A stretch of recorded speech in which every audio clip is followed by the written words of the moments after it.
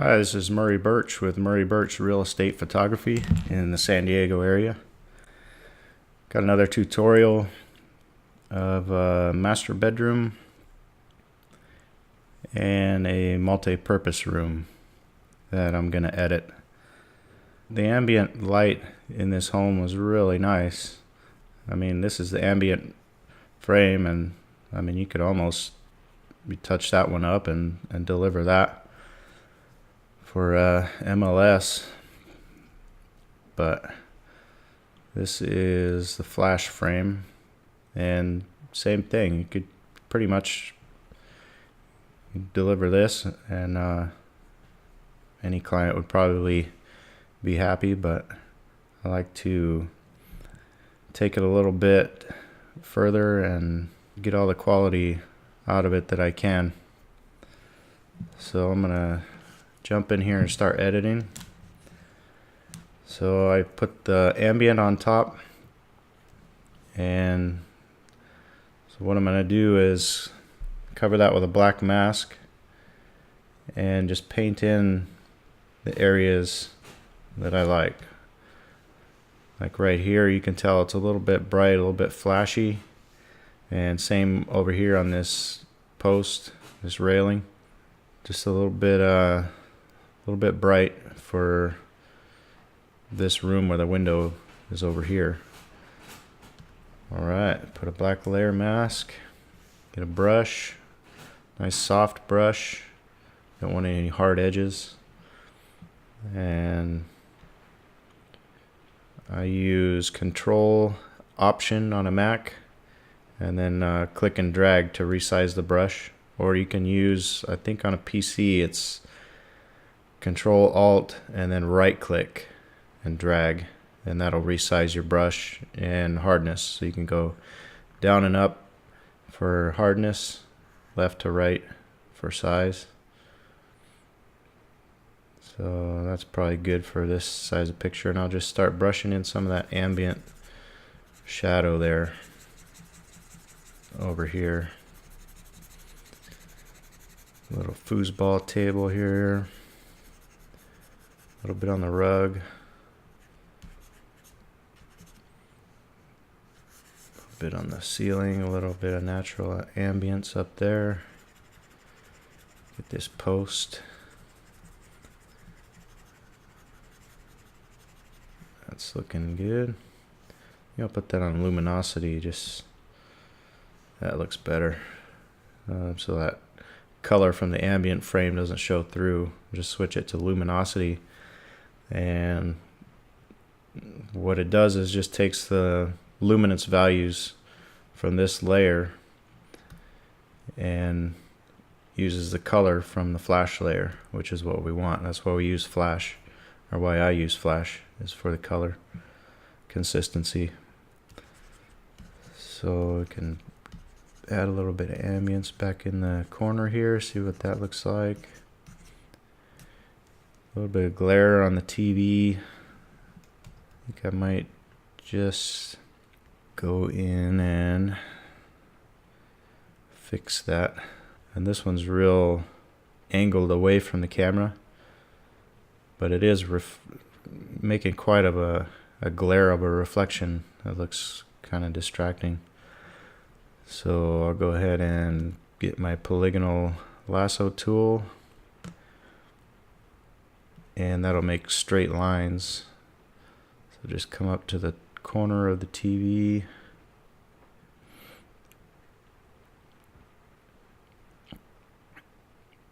go to the other corner,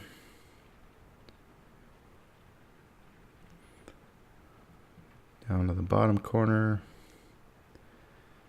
this corner, and back to where we started. Back to where we started, and that'll close it. And now I'll just go ahead and make a new layer by using Shift Option Command N. I like to use the keyboard shortcuts as much as possible. I find that it speeds up my workflow. But use whatever works for you. You can go up into the menu and choose layer, new layer.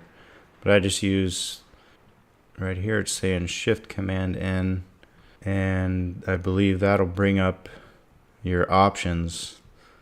So let me try that. Hit Shift Command N, and yeah, it brings up the options and everything. And I prefer just Control Alt on a PC, Shift Option Command N, and it just pastes the new layer up there. You don't have to worry about all your options and everything. Okay, and I'll just grab a gradient. Here we're going black to white. So with the light coming from the window, we want the white over here. So we'll start here with the gradient, because we're going from black to white, and that's a little bit strong. I'll just zoom out here. Z for zoom, G for gradient. I'll just make it a bigger gradient, and that looks decent. And then what we can do, get a little bit more white in there. Play around with this all day. Alright, anyway, so you get the idea. I'll hit Command D to deselect that. And then I'm going to lower the opacity a little bit just to get a little bit more of that natural reflection in there.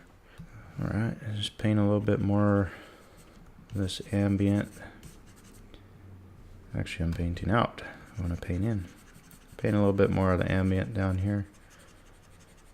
Down here in this corner.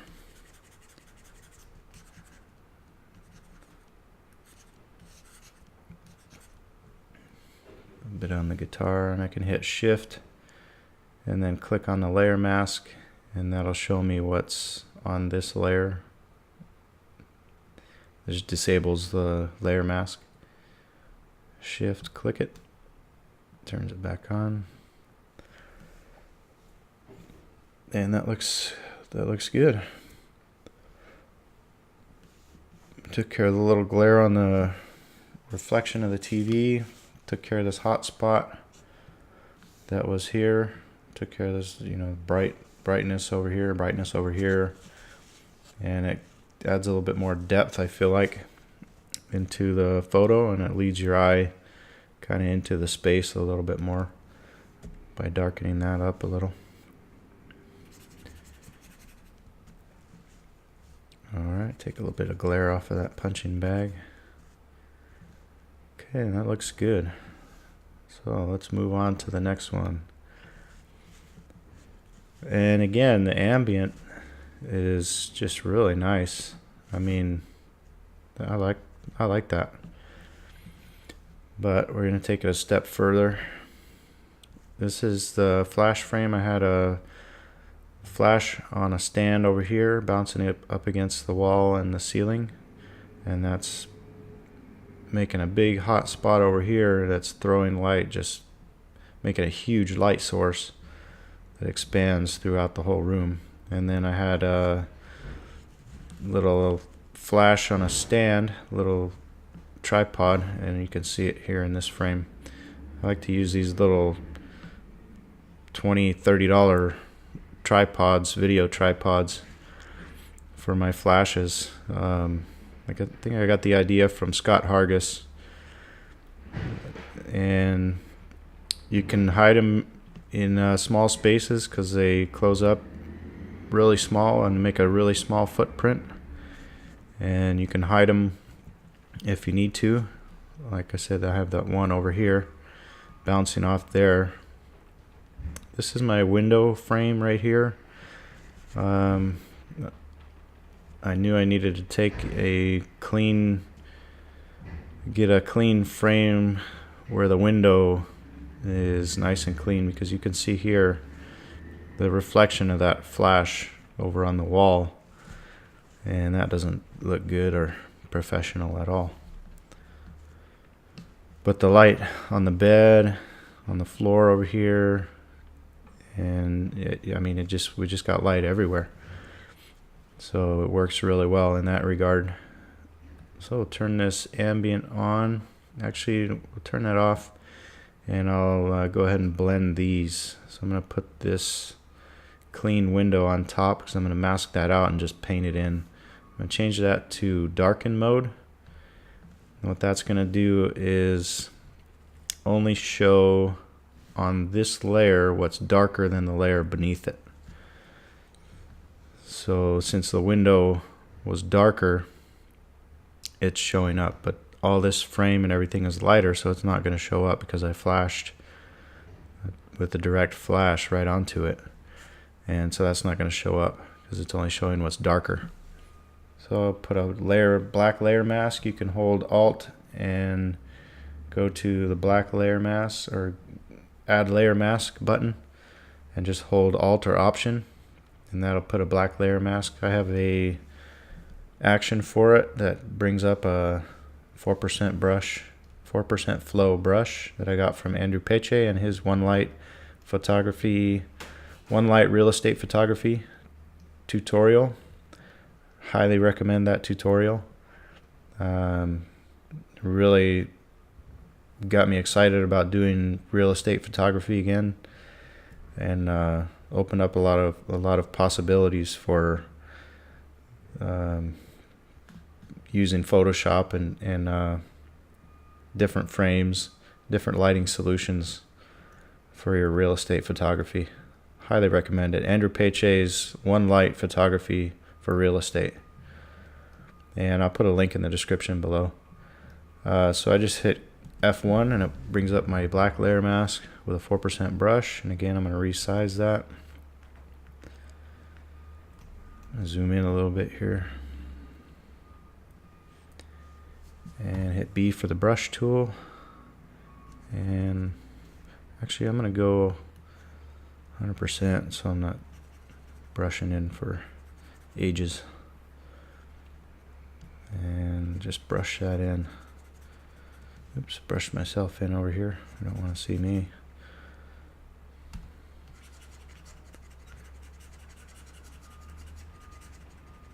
Okay, and I'm gonna see if I can brush this off of the bedpost because that red color is not looking good.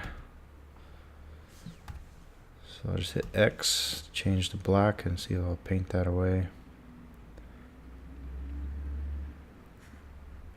And that's bringing in that flash reflection. So you could make a selection, spend as much time on that as you want, but that looks pretty good. Alright, so these two layers blended together make up a good base layer. So we'll go ahead and turn on this ambient frame and mask that out. Hide with a black layer mask, we'll hide it, and we'll just check where we want to paint that in. I like it down here. The brush is big. I like it down here. You can see this is super bright from this flash right here. So I'm going to use the ambient to tame that down a little bit. And over here on this basket, and it looks good here on the chair and the floor and stuff. So hit shift and click on that, and we'll just got 4% on my brush, 100% opacity, and that just builds that effect up slowly. And you could just paint that in. A bit of ambient over here. Paint this little shadow away from the flash. Same up here. Although that's darkening it up pretty dark. So I'll just hit Command Z to undo that. And we'll just do a little bit. There we go, that looks good. A little bit down here on this basket. Let me see what that looks like on luminosity. Yeah, the colors are much richer with it on luminosity. And just paint this ceiling in. Ceilings usually really do well with the ambient, as long as there's not too much color cast. Sometimes you get green, a lot of green coming in from this foliage and stuff outside, but this is looking pretty clean. Just take care of a little bit of these shadows over here from the flash. Paint in a little bit more over here.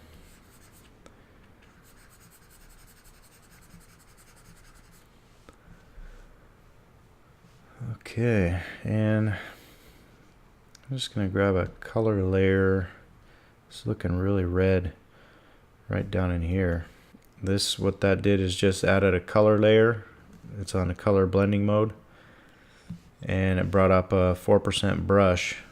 So what I can do here is just hit the Alt or Option key. I can select an area close by, and see it's picking up that more brown color, and I'll just paint over this red just to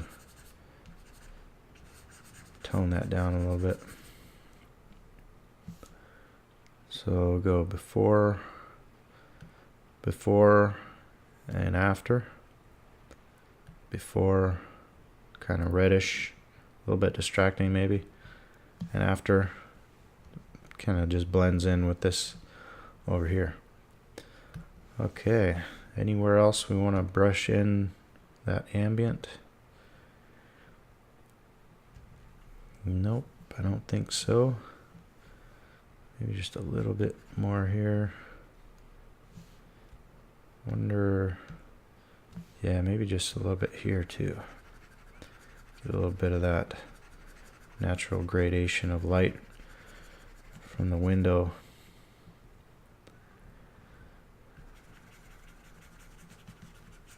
It would naturally just be brighter over here from that window being there. And you can spend as much time as you want on this, making it look exactly how you want it. Just brush in, brush out what doesn't look good. Up here, maybe take that away a little bit. Yeah, using this technique, you just have a lot of control, which is what I love about it.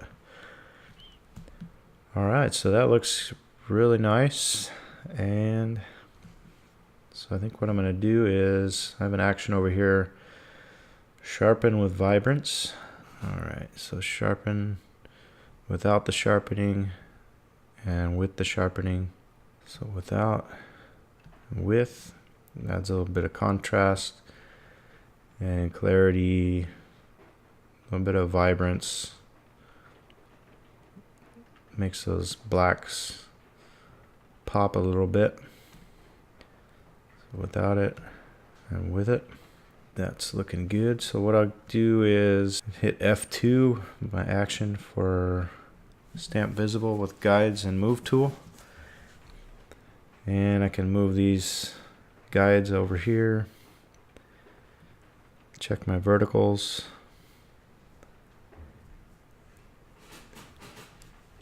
Hit Command T. Right click. Go to skew. Pull this side out just touch. Pull this side out. Big touch.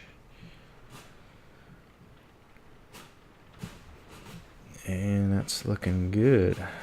Looking good. Bedposts good and straight. Doors good and straight. Looking good. Okay. Hit the C for crop tool. Just crop this little bit of baseboard out, and if you hold shift, it'll lock in your aspect ratio. So it'll bring in the width and the height equally to keep that whatever aspect ratio you have, 16:9 or 4:3. So I'm just gonna bring the side in a little bit, maybe just kind of match this side. So hold shift.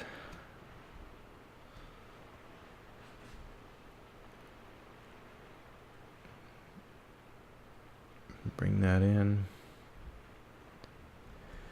It looks pretty even.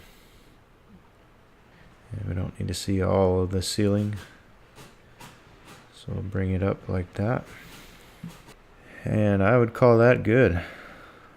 Hit enter to accept those changes. And this is just looking like you're just getting ready to walk into a nice, really nice master bedroom. There it is. So we did 2 photos, and if you were just doing this, you know, without any kind of tutorial or, you know, just in your regular workflow, this might take you 5 to 10 minutes, and they're ready to export. All right, this is Murray Birch in San Diego. Murray Birch Real Estate Photography. Thanks for watching. Catch you next time.